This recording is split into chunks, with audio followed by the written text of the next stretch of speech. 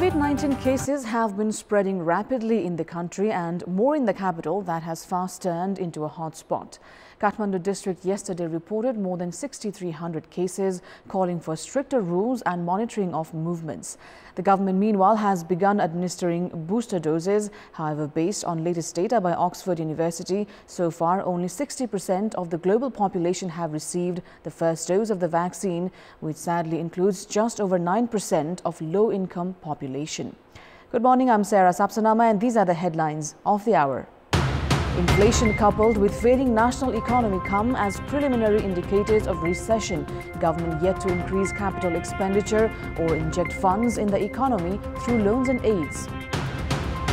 Over 9,500 new coronavirus cases identified through RT-PCR tests yesterday. 4 more fatalities confirmed. Hospitals prepared for the worst-case scenario. Oxford University data shows 60% of world population have been at least jabbed the first dose of COVID vaccine. Only 9.6% are from low-income countries. And Egypt defeats Sudan 1-0 to finish second in Group D and qualify for the last 16 of the African Cup of Nations.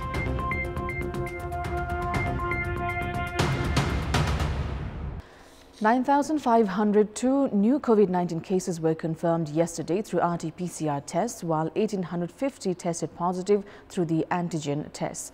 According to Ministry of Health and Population, 6,343 of the new cases were reported in Kathmandu district. Meanwhile, the death toll has climbed to 11,628 with 4 more fatalities. 613 individuals were discharged in the same time period. A total of 169 patients are undergoing treatment at intensive care units, while 28 corona patients are on ventilator support. With 46,515 individuals at home isolation, 1,414 are at institutional isolation. Kathmandu Valley has emerged as the hotspot of coronavirus infections in recent time. Failure of the federal and provincial government in curbing the alarming resurgence of coronavirus infections has added responsibilities to the local level. However, failure in assessing the actual scenario has led to the local levels seeking support from the upper tiers of the government. This has increased challenges in the combat against the alarming rate of infections.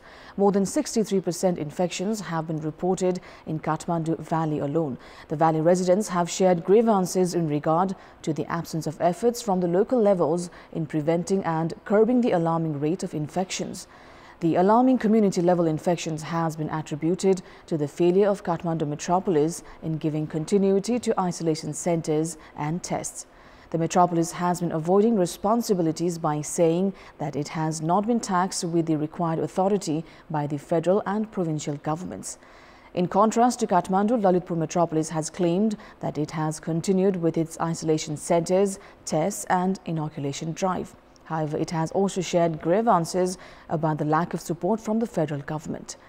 Meanwhile, despite the preparation of Bhaktapur with additional ICU and HDU beds, number of patients visiting hospitals for treatment is very low. In spite of more than 30,000 active coronavirus cases in the valley, preparations are inadequate for preventing and curbing the cases. The absence of collaboration among the 3 tiers of the government is likely to add further challenges in the combat against the pandemic. The government has implemented new guidelines for international flights considering the rapid rise in COVID-19 cases. Based on the new directive, face shields and masks have been made mandatory for both the flight crew and the passengers. Airlines are required to mandatorily provide sanitizers in the airplane, and the airlines will also need to sanitize the airplane and baggages each time. Likewise, airline companies are directed for crowd management at check-in counters during boarding and baggage claim.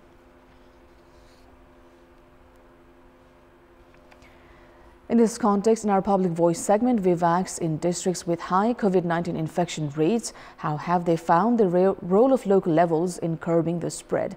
Let's take a look at what they had to say. Public Voice. स्थानीय तहको राम्रो सन्तोषजनक तरिकाको भूमिका केही पनि देखिरहेका छैन। खोपको व्यवस्थापन जुन गर्नु पर्थ्यो उहाँहरूले गर्न सक्नु भएको छैन। विद्यालय छुट्टी दिएर मात्रै भएन, विद्यार्थीलाई खोप छैन। चेतनामूलक कार्यक्रम गर्नुभएको छैन। कतिपयहरूले खोप नपाएको अवस्था पनि छ। जे गरेछ मैले मेरो विचारमा चाहिँ राम्रै गरे हो। पेपर वर्क नेपालमा बढी छ र एक्सन वर्क कम्ती छ। प्रचार प्रसार माध्यम चाहिँ त्यो चाहिँ एकदमै कम्ती छ। वडा कार्यालयबाट खोप लगाउने काम गरिरहेको छ।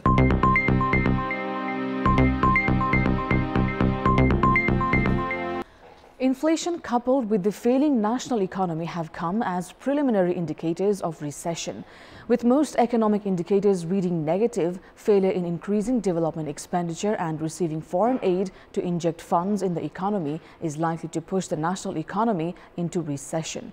Despite the ambitious government target of achieving a 7% economic growth rate, economic activities are yet to gain momentum. According to the projections of the World Bank, the national economy is likely to be restricted at 3.9%. Likewise, in a recent assessment, the Nepal Rashtra Bank has also shown that inflation has gone out of control. Economists have defined the failure in expanding the economy and rising price of goods as the early indicators of recession.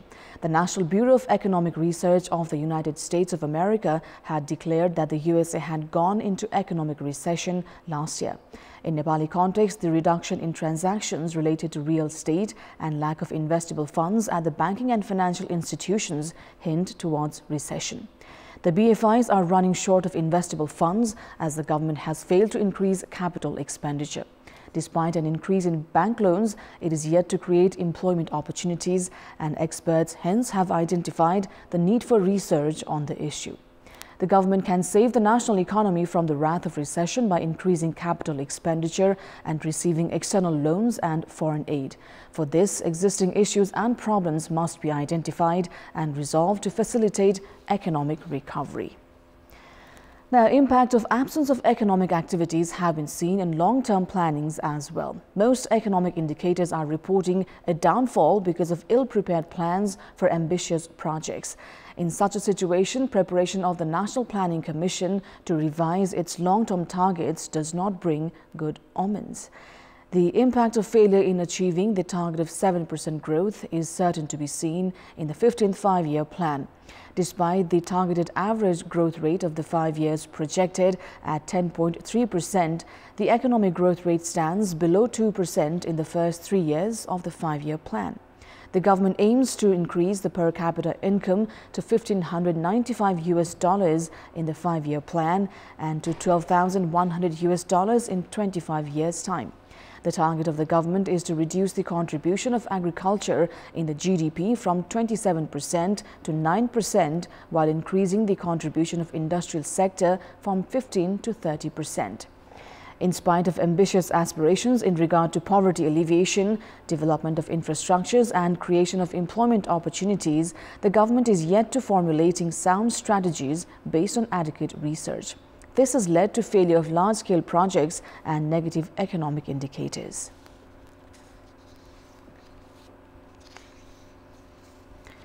The Nepal Oil Corporation has revised the rates of petroleum products effective from today. The price of petrol, diesel and kerosene have been raised by 3 rupees per litre. Aviation fuel rates have also been increased, while the price for cooking gas stands as it is. Public will now have to pay 139 rupees per litre for petrol and 122 rupees per litre for diesel. Aviation fuel price has been increased by 5 rupees and now stands at 106 rupees for domestic airlines, while the international price has gone up by $100 per 1 kiloliters to reach $995.